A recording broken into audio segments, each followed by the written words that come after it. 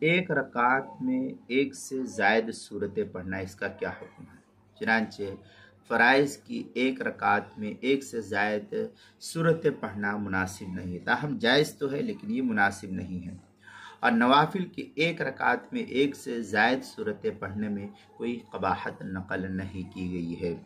چنانچہ اس سلسلے میں جو ہے فتوی شامل ہے ان الافضل قراءۃ سورۃ واحدہ ففیہ سورۃ واحدہ ففی جامع الفتاوی روی الحسن عن ابی حنیفہ انہ قال لا احب ان يقرأ سورتين بعد الفاتحہ فی المکتوبات۔ اس طریقے کی عبارت جو ہے فتاوی شامی جلد نمبر 1 صفحہ نمبر 492، کتاب الصلاۃ سنن الصلاۃ جو HM سعید کراچی پاکستان کا چھپا ہوا نسخہ، اس کے اندر مبسوط سرختی اس کے اندر ہے کتاب الصلاۃ الفصل الثانی فی الفرائض والواجبات والسنن جلد نمبر 2 صفحہ نمبر 48 جو ادارۃ القرآن کا چھپا ہوا نسخہ ہے، اور مجلس علمی کراچی کا جو چھپا ہوا نسخہ حلبی کبیر صفحہ 355 کتاب الکراہیہ جو سہیل اکیڈمی لاہور کا چھپا ہوا نسخہ ہے۔